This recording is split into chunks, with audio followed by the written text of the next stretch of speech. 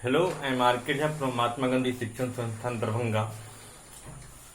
आज हम इस वीडियो में magnetic effect of electric current इस चैप्टर का एक नया पार्ट शुरू कर रहे हैं, क्योंकि इससे पहले के वीडियो में हम लोग magnetic effect of electric current से लेके construction and working of electric motor, Fleming's left hand rule, बहुत सारे थीम को देखे हैं।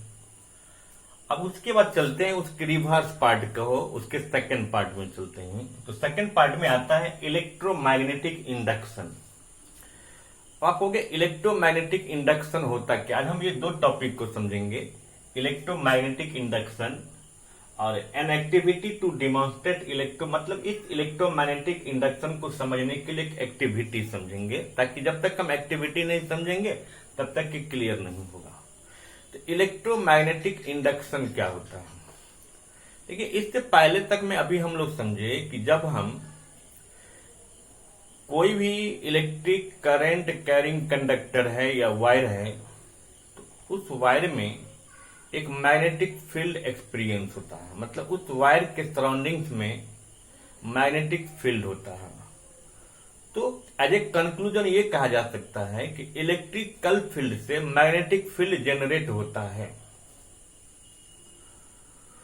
तो माइकल फैराडे नाम के एक ग्रेट साइंटिस्ट थे, जो आज तक कभी कोई स्कूल नहीं गए, वो एक बुक बाइंडिंग का काम करते थे सिंपली। उनके मन में एक दिन आया, क्योंकि बहुत वो मेधावी थे, इंटेलिजेंट थे और साइंस का वो स्टडी करते थे, क्योंकि बहुत गरीब थे।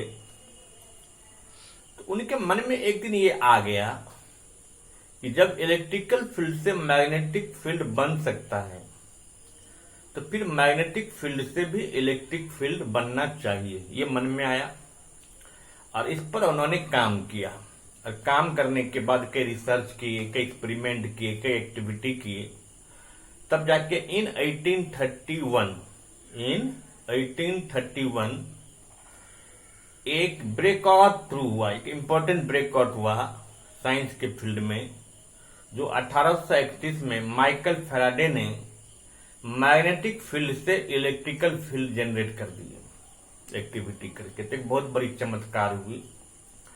तो इलेक्ट्रोमैग्नेटिक इंडक्शन का मतलब, कंक्लूजन इसको मैं ऐसे समझूं कि जहां पर मैग्नेटिक फील्ड से इलेक्ट्रिक फील्ड बनता, मतलब मैग्नेट से इलेक्ट्रिसिटी प्रोड्यूस होता है।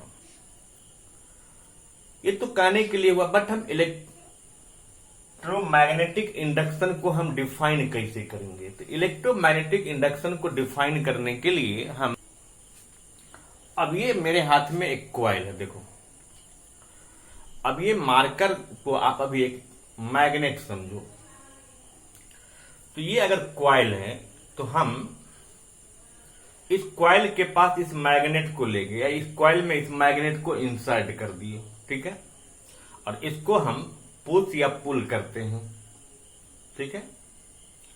और इसमें अगर हम एक बल्ब लगा देते हैं और इस मैग्नेट को इस कॉइल के अंदर अगर हम पुश या पुल करते हैं, तो क्या देखते हैं कि बिना बैटरी का, बिना सेल का ये बल्ब जलने लगता है, ठीक है।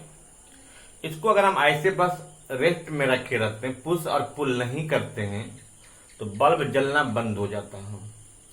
इवन इसको पुश करते हैं या पुल करते हैं तो बल्ब जलता है। दूसरा केस है कि अगर मैं इस मैग्नेट को नहीं हिलाता हूं और इस कॉइल को ही अगर हम मोशन में रखते हैं, तो भी बल्ब जलता है।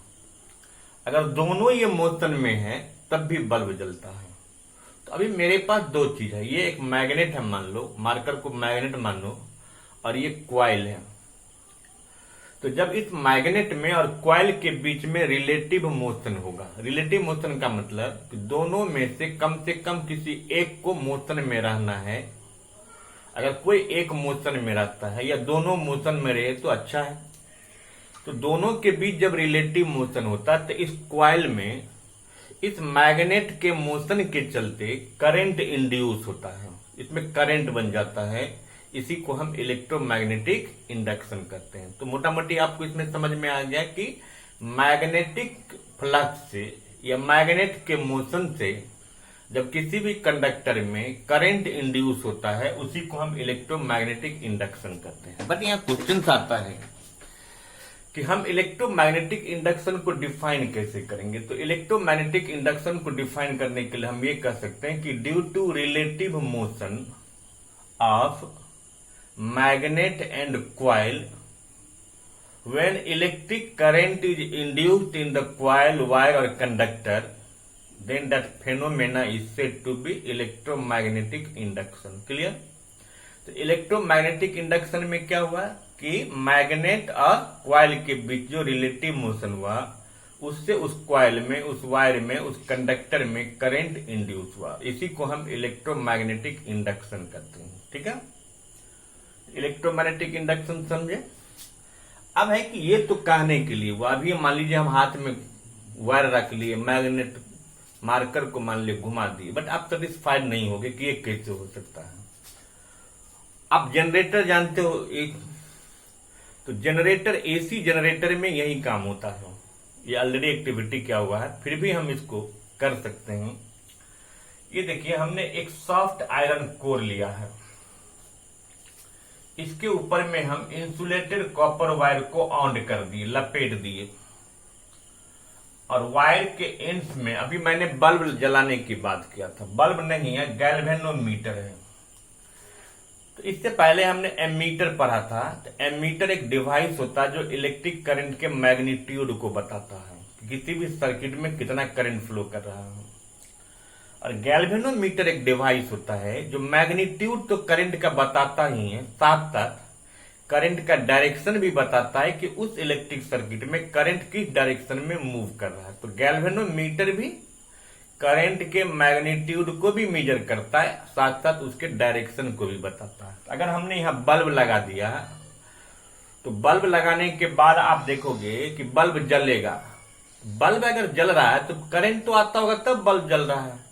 या गैल्वेनोमीटर में जो पॉइंटर होता है, ये एक पॉइंटर होता है जो कि अगर इसमें 0 पर है और हिल नहीं रहा है, ये लेफ्ट राइट नहीं कर रहा है, तो समझेंगे कि इस सर्किट में करंट नहीं आ रहा है। देखिए, ये 1 2 3 है, ये एम्पियर में है। अगर इस 2 पर आया तो भी 2 एम्पियर, इस 2 पर आया तो भी 2 एम्पियर।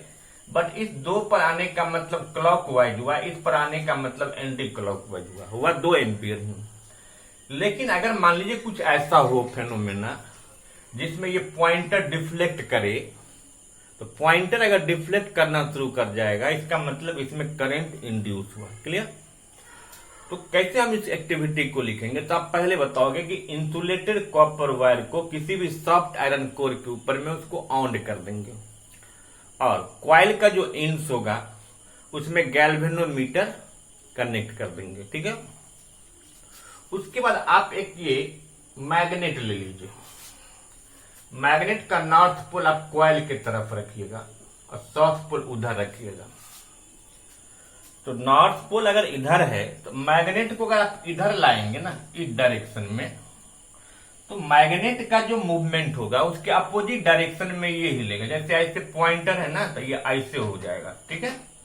और इसको अगर आप कोई क्या करेगा, उधर ले जाएगा मैग्नेट को, जोर से उधर ले जा रहा है, तो ये क्या होगा, ऐसे ही, मतलब ऐसे रखा हुआ तो ये ऐसे हिलेगा। उधर ले जाने से ऐसे हिलता, इधर लाने से ये ऐसे हिलता। ठीक है। और अगर इसको हम पुश और पुल करना छोड़ देते हैं, स्टेशनरी रख देते हैं, तो ये 0 पर जाके रुक जाता है। 0 पर का मतलब क्या हुआ, इसमें करंट इंड्यूस नहीं हो रहा है। लेकिन अगर डिफ्लेक्शन हो रहा है, इसका मतलब करंट इंड्यूस हो रहा है। अगर आप इधर ला रहे हैं तो ये इधर डिफ्लेक्ट करता है क्लॉकवाइज, और उधर ले जाते हैं तो एंटी क्लॉकवाइज। इसका मतलब ये हुआ कि अगर ये मैग्नेट इस कॉइल के पास मोशन में रहता है, तो दोनों के बीच रिलेटिव मोशन हुआ, जिसके चलते इस कॉइल में करंट इंड्यूस हुआ, करंट जनरेट हुआ। और वो करंट कहां तक पहुंचा, गैल्वेनोमीटर के पास, जिसके चलते इसका पॉइंटर डिफ्लेक्ट किया। क्लियर। अब अगर इसके डायरेक्शन को हमने रिवर्स कर दिया, तो फिर इसका डिफ्लेक्शन का डायरेक्शन भी चेंज हो गया। और अगर आप स्टेशनरी कर दोगे, रेस्ट में रख दोगे, तो 0 पर, इसका मतलब कि करंट इंड्यूस नहीं हो रहा है। तो तो करंट इंड्यूस होता है, बट उसके लिए कंडीशंस क्या है कि दोनों के बीच रिलेटिव मोशन होना चाहिए। और इस एक्टिविटी के थ्रू हम देखते हैं कि जब कॉइल और मैग्नेट में जब रिलेटिव मोशन होता है तो कॉइल में या कंडक्टर में या वायर में करंट इंड्यूस होता है। इसी को हम इलेक्ट्रोमैग्नेटिक इंडक्शन भी कहते हैं। और इस इलेक्ट्रोमैग्नेटिक इंडक्शन को इस एक्टिविटी के थ्रू हम बता सकते हैं। क्लियर?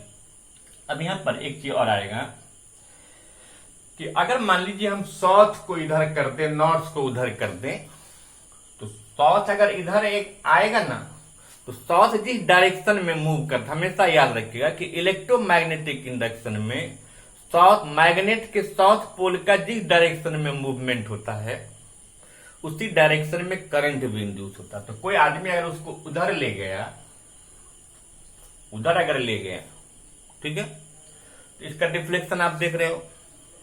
दूसरा, अगर हम इसको रेस्ट में रख दें और इसको भी अगर हम मोशन में रखेंगे तब भी इसमें करंट क्या इंड्यूस होगा। इसी को हम कहते हैं इलेक्ट्रोमैग्नेटिक इंडक्शन।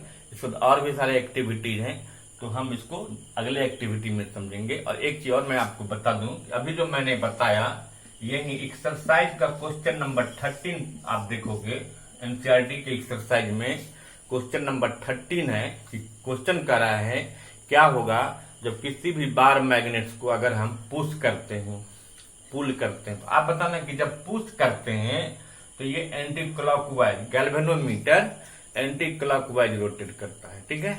जब पुल करते हैं तो क्लॉकवाइज रोटेट करता है। जब स्टेशनरी का मतलब जब इसको रेस्ट में रखते हैं इसमें नो डिफ्लेक्शन इज ऑब्जर्व, मतलब इसमें कोई डिफ्लेक्शन नहीं होता है। इसका मतलब इसमें कोई करंट इंड्यूस नहीं होता है। लेकिन जब भी इलेक्ट्रोमैग्नेटिक इंडक्शन में करंट इंड्यूस होगा तो कंडीशंस हैं कि कॉइल और मैग्नेट के बीच में रिलेटिव मोशन होना ही चाहिए। जब रिलेटिव मोशन होगा तो कॉइल में करंट इंड्यूस करेगा। This is electromagnetic induction and this is the activity through which we can demonstrate electromagnetic induction. Thank you.